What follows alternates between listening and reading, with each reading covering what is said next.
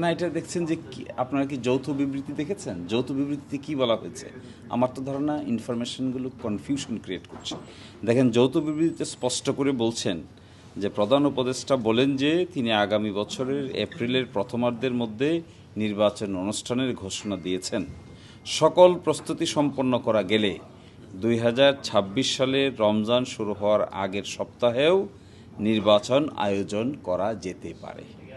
সেক্ষেত্রে এই সময়ের মধ্যে সংস্কার ও বিচারের বিষয়ে পর্যাপ্ত অগ্রগতি অর্জন করা প্রয়োজন হবে। এটা তো যৌথ ঘোষণা।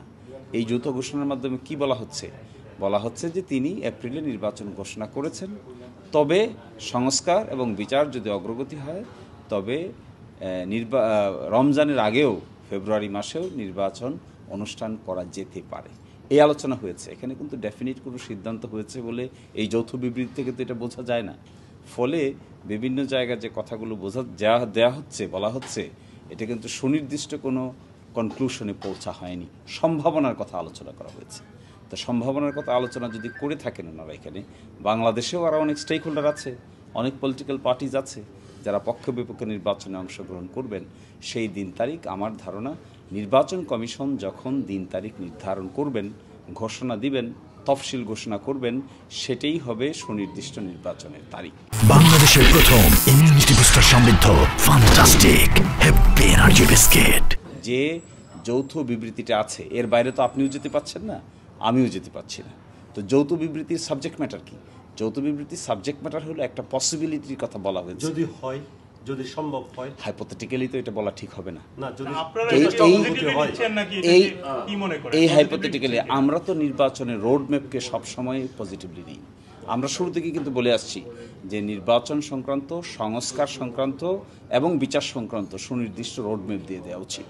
যদি সুনির্দিষ্ট রোডম্যাপ দিয়ে দেয় সরকার, অন্তর্বর্তীকালীন সরকার, তাহলে যে সমস্ত পলিটিক্যাল পার্টিজরা টেনশন করছেন কিংবা আলোচনায় অংশগ্রহণ করছেন তারা আস্তে আস্তে নিশ্চয়ই এগুলো নিজেদের আন্ডারস্ট্যান্ডিংয়ের মধ্যে নিয়ে নেবে।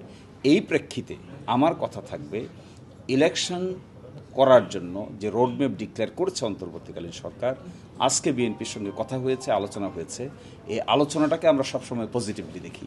আমরা কখনো ডেডলাইন দেওয়া, কাউকে বাধ্য করার পক্ষে নই।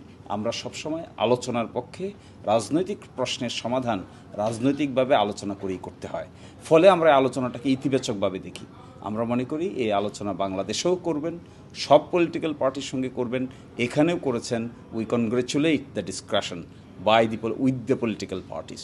এতে আমাদের কোনো আলোচনার মধ্যে আমাদের কোনো রিজার্ভেশন নেই। হ্যাঁ, আমি যতটুকু বুঝতে পেরেছি এখানে বিচার প্রক্রিয়ার যে স্পিড, এটা দেখে বোঝা যায় যে হয়তো তার আগেই সবগুলো মামলা নিষ্পত্তি করা সম্ভব না হলেও কিছু কিছু মামলা নিষ্পত্তি করা সম্ভব হতে পারে।